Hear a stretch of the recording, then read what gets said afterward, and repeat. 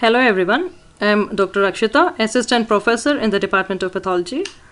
So I'll be dealing with two important topics in pancreas, which are pancreatitis and diabetes mellitus. So in this session, I'll be discussing acute and chronic pancreatitis. To begin with, the outline of this session will be as follows. First few slides, I'll be briefing you all about the normal anatomy, histology and normal functions of pancreas. Then we will move on to the definition, etiopathogenesis, morphology, clinical features and complications of acute and chronic pancreatitis. So let's begin with the anatomy. The pancreas is a transversely oriented retroperitoneal organ which extends from the C-loop of duodenum to the hilum of the spleen.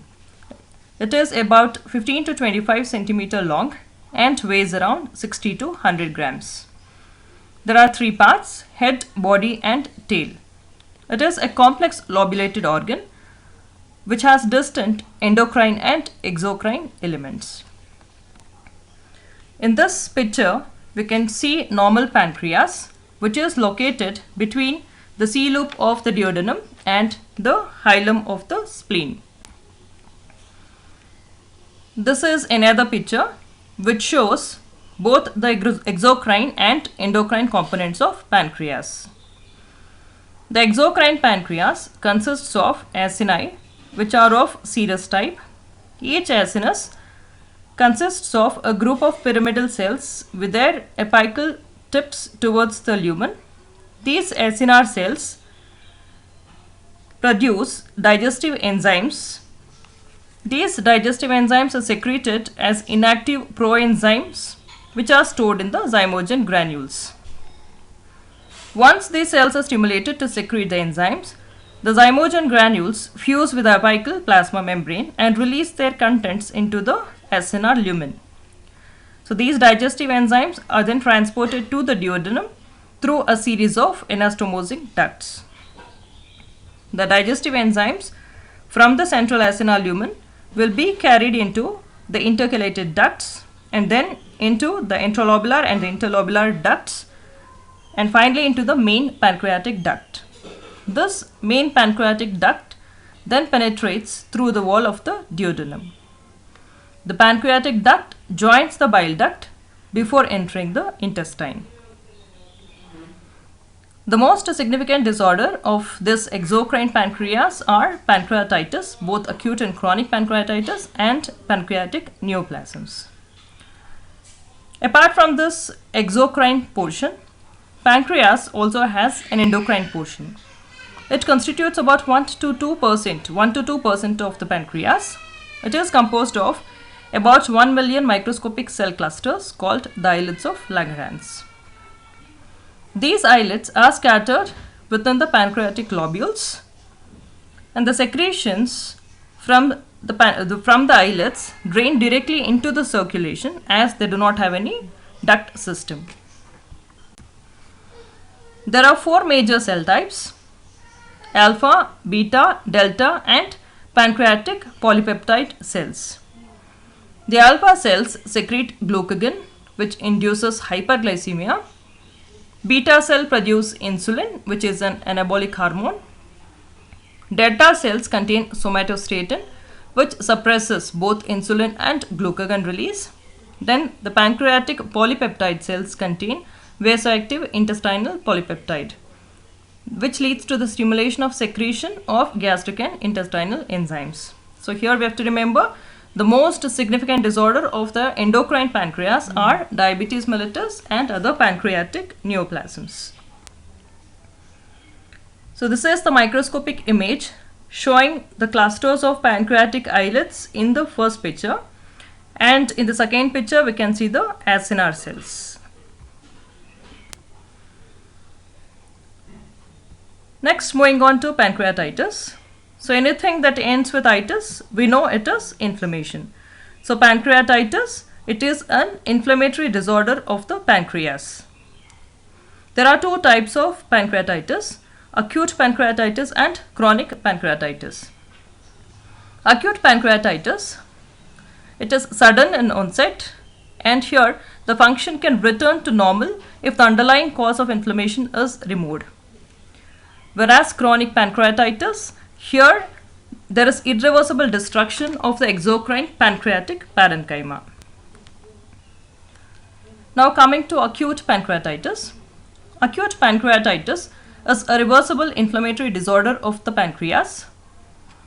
In about 80% of the cases, it is just a mild disease, but remaining 20% of patients develop complications. The severity can range from just focal mild edema to widespread hemorrhagic parenchymal necrosis, which is often fatal. The annual incidence is about 10 to 20 per 1 lakh people in the Western world. Etiology of acute pancreatitis. So we can easily remember the etiological agents with the mnemonic GET-SAME, or you all can form your own mnemonics. So first is we have gallstones. Second is ethanol or excessive alcohol intake. So these two are the important causes for acute pancreatitis. So apart from that, we have other causes like trauma.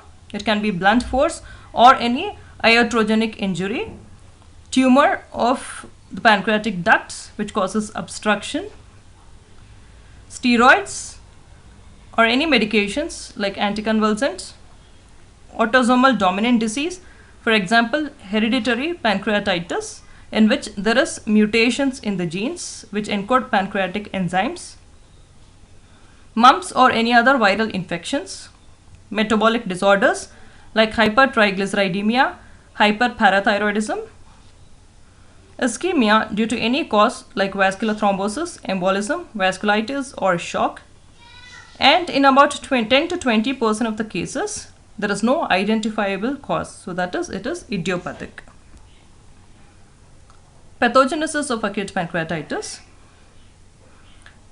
There is autodigestion of the pancreatic substance by inappropriately activated pancreatic enzymes. Activation of trypsin is the critical triggering event in acute pancreatitis.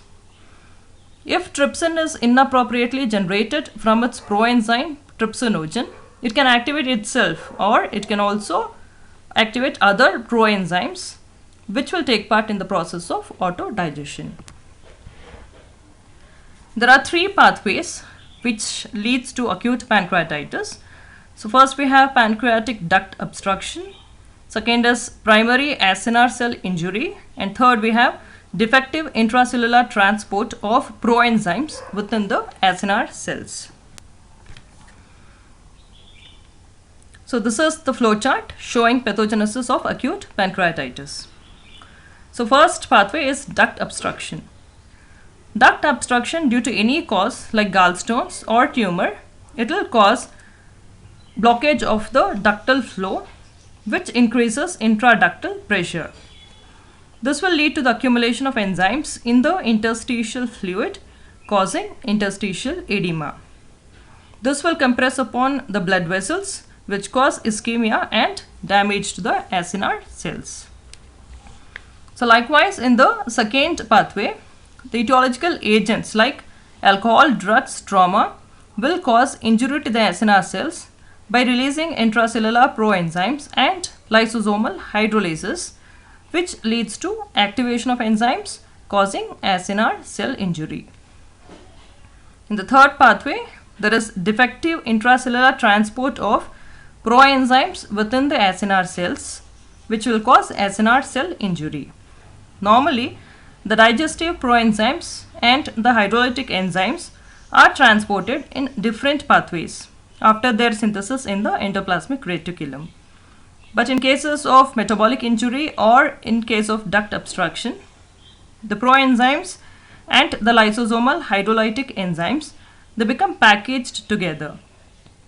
This results in proactivation and lysosomal rupture and local release of the activated enzymes causing acinar cell injury. So once the acini is injured by any of these pathways, there will be release of pro-inflammatory cytokines. This will lead to local inflammatory reaction and edema through a leaky vasculature.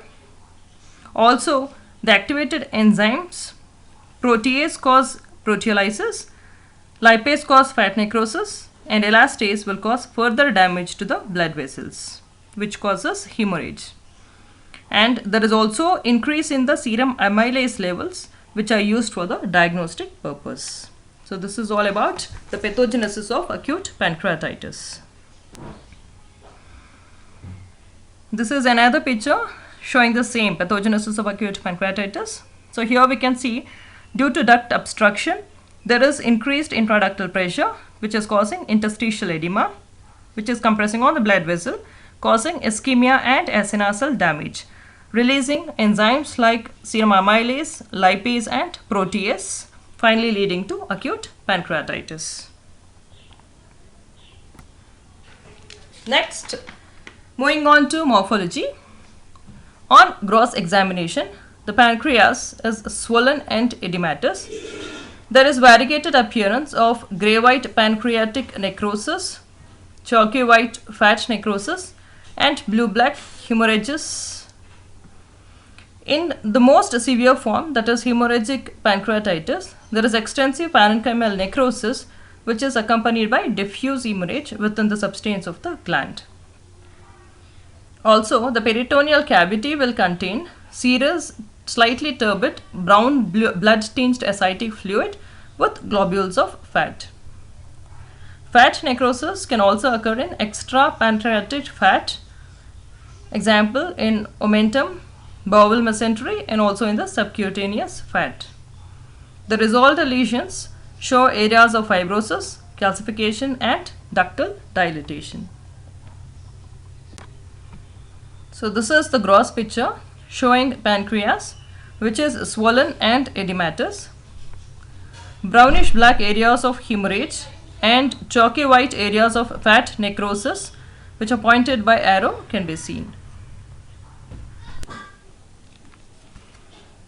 On microscopy, the following histological features are seen. There will be edema, fat necrosis, parenchymal necrosis because of proteolytic destruction of the pancreatic parenchyma, areas of interstitial hemorrhage due to necrosis of the arteries and arterioles, and there will be acute inflammatory cell infiltrates, chiefly composed of neutrophils. So this is the microscopic image showing areas of fat necrosis, parenchymal necrosis, areas of hemorrhage, and acute inflammatory cell infiltrates, which are all indicated by arrows. The clinical features of acute pancreatitis are as follows. There will be abdominal pain, which is the cardinal manifestation. The severity varies from mild and uncomfortable pain to severe and incapacitating pain. The pain is characteristically constant and intense, and it is referred to the upper back. There will be presence of abdominal guarding and absence of bowel sounds. Laboratory findings of acute pancreatitis are: there will be markedly elevated serum amylase level during the first 24 hours, followed by rising serum lipase levels. There will be presence of leukocytosis. Hypocalcemia can be seen due to the precipitation of calcium in areas of fat necrosis. CT and MRI scans can be done, which shows the presence of enlarged inflamed pancreas. Management of acute pancreatitis depends on the severity of presentation. Usually the patients will require supportive therapy. Example, elevating pain requires analgesics. Resting the pancreas by total restriction of food and fluids, either by enteral or parenteral nutrition, and the patients may also require antibiotics.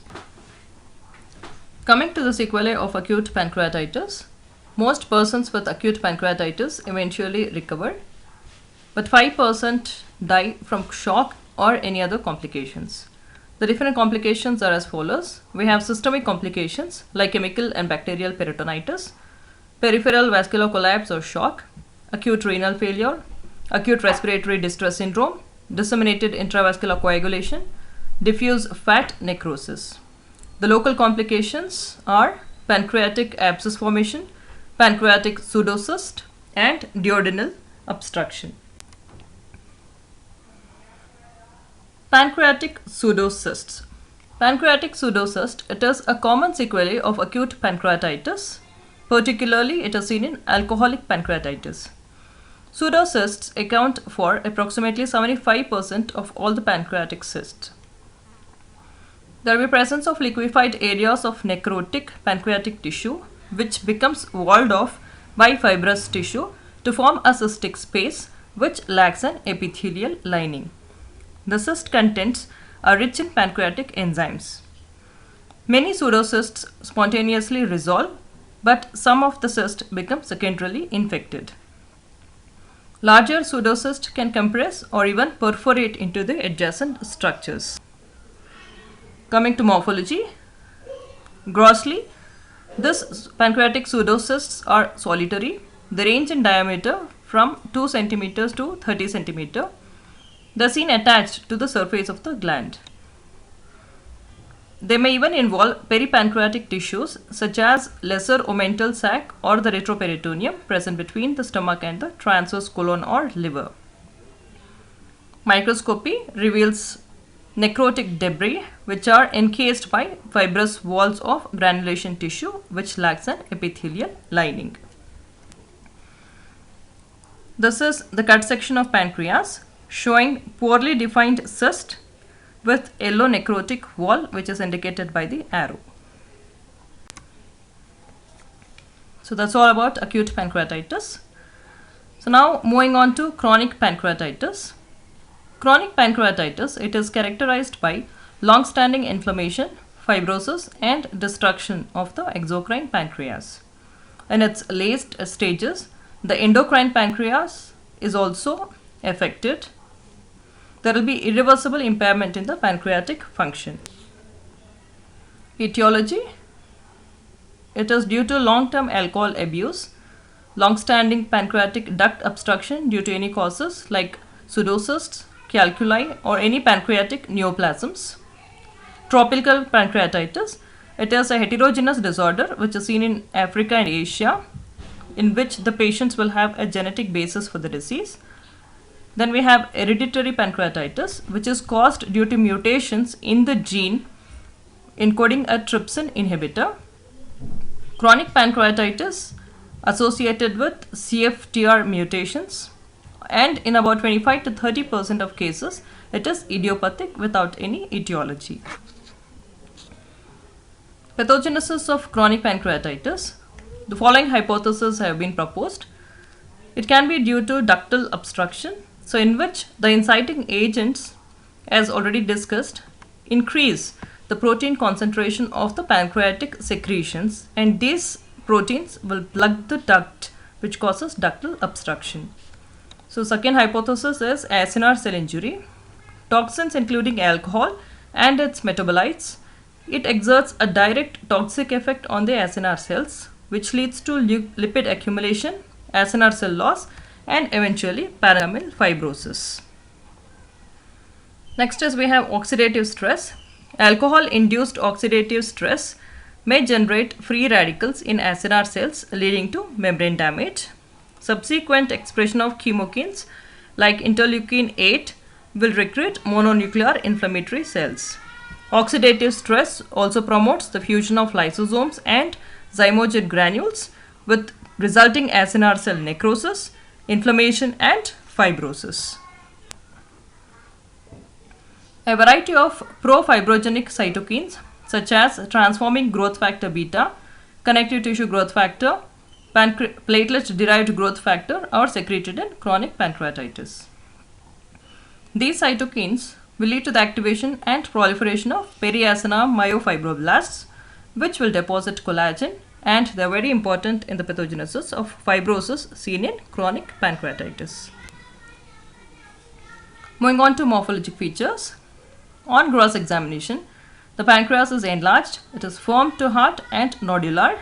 The cut surface will show a smooth grey appearance with loss of normal lobulation. Foci of calcification and tiny pancreatic concretions to larger visible stones are frequently found. Pseudocysts may also be seen in few cases. So this is the cut section of pancreas showing pancreas which is enlarged. There is loss of normal lobulation. Gray-white areas of calcification are noted, which is indicated by arrow. Also seen are areas of fibrosis. Microscopy reveals presence of parenchymal fibrosis. There will be reduced number and size of the acini. There will be obstruction of ducts by fibrosis in the wall, and protein plugs or stones will be present in the lumen. There will be variable dilatation of the ducts. The ductal epithelium may be atrophied or hyperplastic, or they may exhibit squamous metaplasia. There is a relative sparing of the islets of Langerhans, but in late stages, even these islets of Langerhans are also involved. There will be presence of chronic inflammatory cell infiltrates like lymphocytes, plasma cells around the remaining lobules and ducts. So this is the microscopic image showing only residual islets and ducts. There is extensive areas of fibrosis, chronic inflammatory cell infiltrates, which are seen around the ducts and islets. So this is another image showing the dilated duct with inspissated eosinophilic concretions present within the lumen. So the clinical features of chronic pancreatitis are: there will be repeated bouts of jaundice, vague indigestion, persistent or recurrent abdominal and back pain, or sometimes the patients may not have any clinical features and patient may present directly with diabetes mellitus symptoms. Attacks can be precipitated by alcohol abuse, overeating, or drugs that increase the muscle tone of the sphincter of Oddi. Weight loss and hypoalbuminic edema from malabsorption caused by pancreatic exocrine insufficiency may also be seen. Investigations: there will be modest elevation of serum amylase during the attack of abdominal pain. In end stages, the enzyme elevations are absent due to acinar cell destruction. There will be elevated levels of serum alkaline phosphatase in gallstone-induced obstruction. CT or ultrasonography are helpful in visualizing calcifications within the pancreas. Coming to the complications of chronic pancreatitis, there is 50% mortality rate over 20 to 25 years. The different complications are diabetes mellitus, which occurs due to loss of islet cell Langerhans, pancreatic exocrine insufficiency with steatorrhea and chronic malabsorption can be present. Pancreatic pseudocysts are seen in about 10% of patients. Persons with hereditary pancreatitis have a 40% lifetime risk of developing pancreatic cancers. So this is all about acute and chronic pancreatitis. Thank you.